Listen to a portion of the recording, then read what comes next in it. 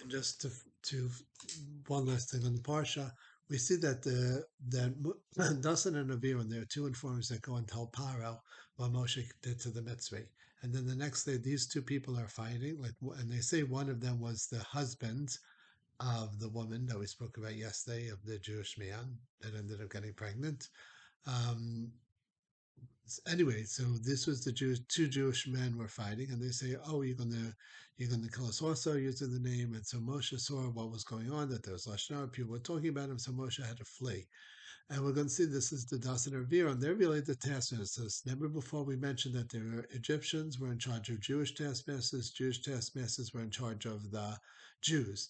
And if the Jews didn't meet their quotas, the Jewish taskmasters, one that ended up beating up and being called to task. So we see at the end of this week's parsha, when we see that Moshe, when they're not getting the straw, and they're not getting a thing, Paroh says you don't have to do it. So these people, Dathan and Aviram, come and they complain to Moshe, you're making our lives much harder for us. They're making life harder for the Jewish people.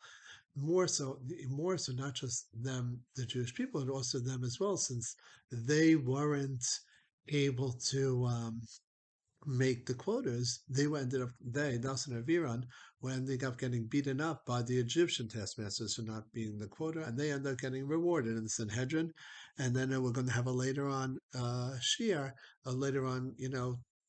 whatever you want to call it, how there's a whole separate, according to Rabbi Frant, he discusses that there's a whole separate Kriyas Yamsuf, a whole separate splitting of the sea for these people, Dathan and Aviram, these two people that got beaten up for the sake of other Jewish people.